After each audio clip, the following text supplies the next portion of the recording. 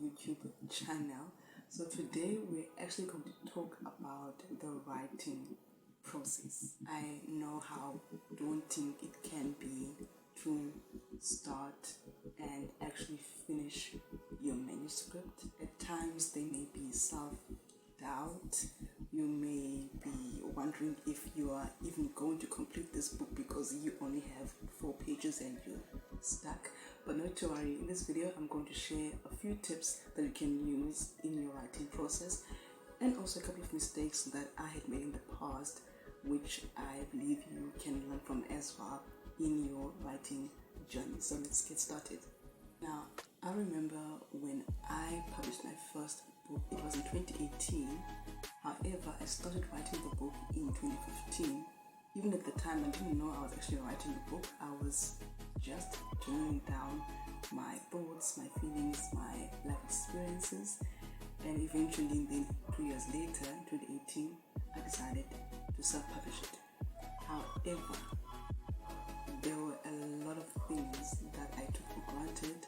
I didn't know much about the writing process. I didn't know much about how to get a book to be at the standard of the books that you get in exclusive books. You know what I'm saying?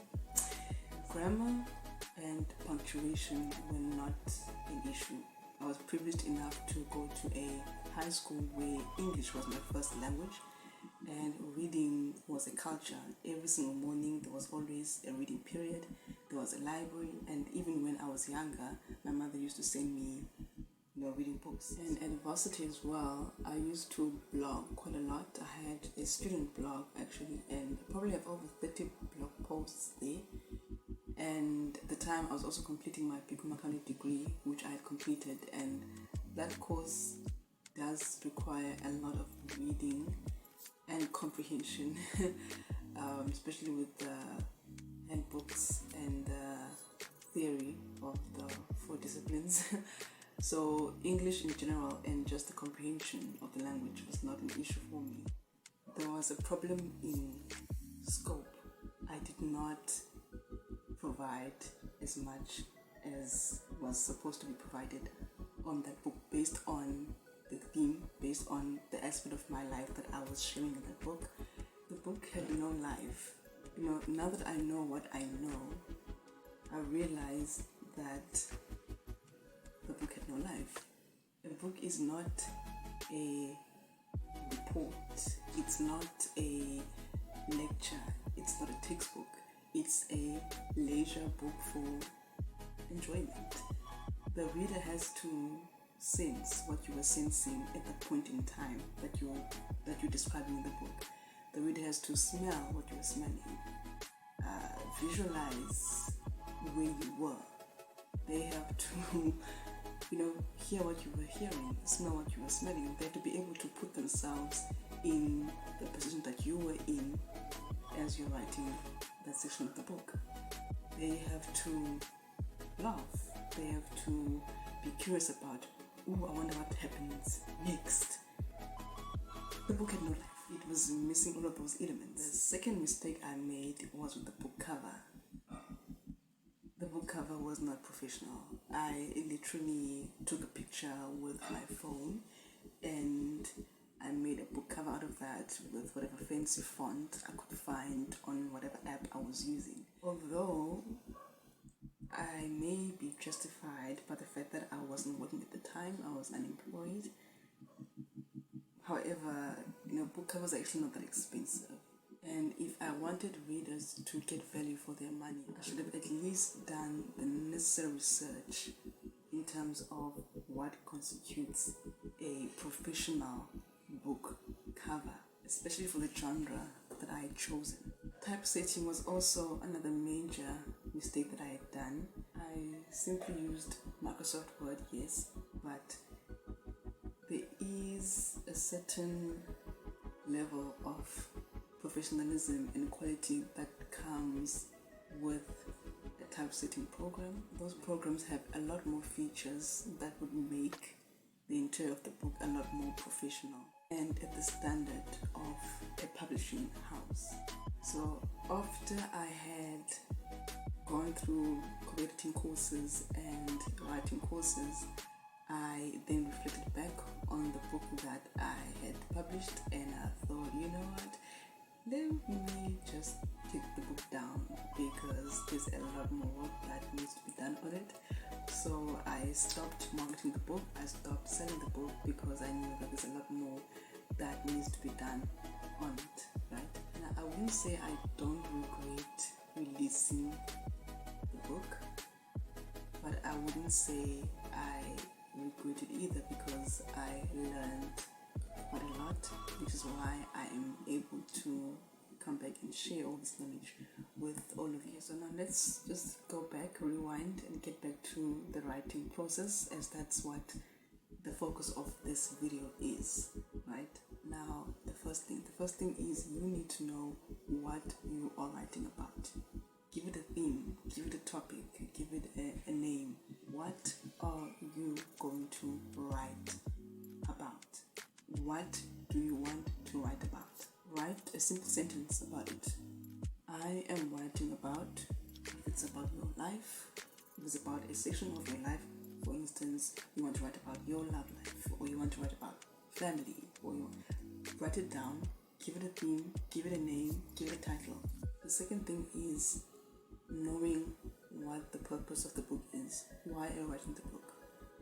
What is the reason that you are writing the book? And this will help you with two things.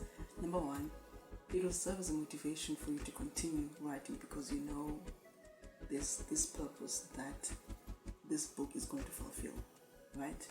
And number two, it will help you to conclude which genre you're going to choose. Which genre is based? A memoir, an autobiography, a self-help book, fiction, and choosing or knowing which genre to then go for would also help you in terms of determining the scope of the content, in terms of what to include, what not to include in your content.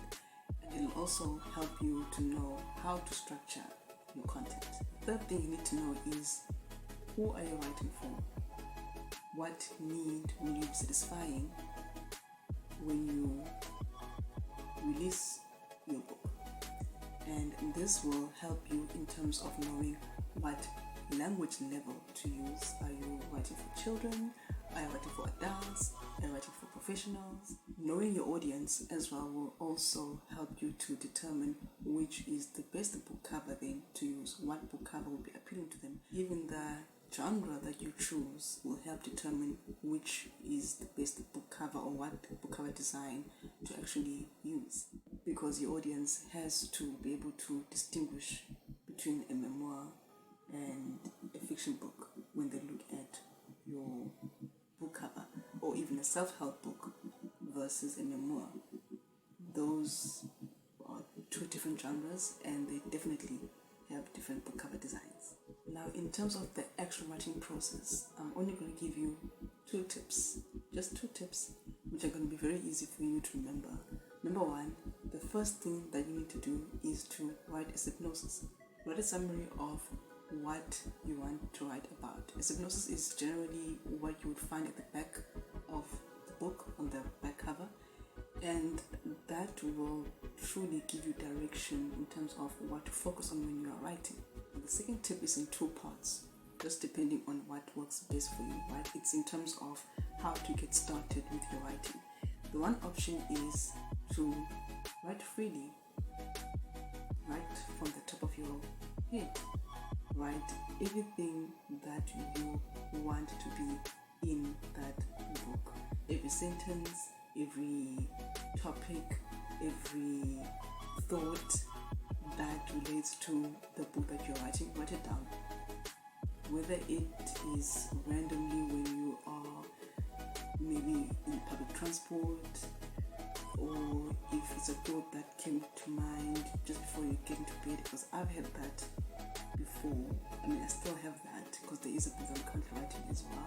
And there's moments where I'm about to sleep, but then the sentence comes up or this topic comes up, and I quickly take my notebook and I jot it down immediately, because if I don't write down at the time that the thought came, I would forget it, right? So it's very important for me personally to have a notebook, for me to be able to write whatever comes to mind in relation to the book that I am writing about. The other option in terms of getting yourself started with writing is to have an outline, have a structure in terms of what you want to write about. Write down the chapters or the topics that you want to cover on your book, and each topic would then serve as a guideline for what content to put in your book. So if you have a title, for instance, my background, this is an example, then under that title, my background, you would write everything related to your background. See? Simple. That's easy. The only concern I have with that is when you do have random thoughts about what you want to include in your story or in your book, but you are not yet in that chapter where this thought actually fits in. Are you going to wait until you're there before you jot that thought? Exactly, no. By the time you get there, you probably would have forgotten that thought. So you can use both options, but I'll go with the first option where you freely write. Doesn't matter where that paragraph that you are writing or thinking about, that's in your mind at that point in time. Doesn't matter if it belongs at the conclusion of the book or in the middle of it or in the beginning of it. Just write. Just write at the top of your mind, at the top of your head, and you will worry about that later when you've exhausted every thought and word you could think of in relation to your book. The key with these two tips, especially the last one, is it'll at least help you get started with the writing. It'll help you to at least have some content that you can work with, that you can bring to the editors. And once you've exhausted every word you can think of, then you can worry yourself about how to structure your book. And I will cover how to structure your content for the different genres in the videos that follow. All the other topics that I didn't expand on, I will also cover in the videos that follow. So I hope you have clicked on that subscription button so that you do not miss any of the videos that are coming up. And of course, if you found this information very useful, please do give it a thumbs up. Until next time, bye.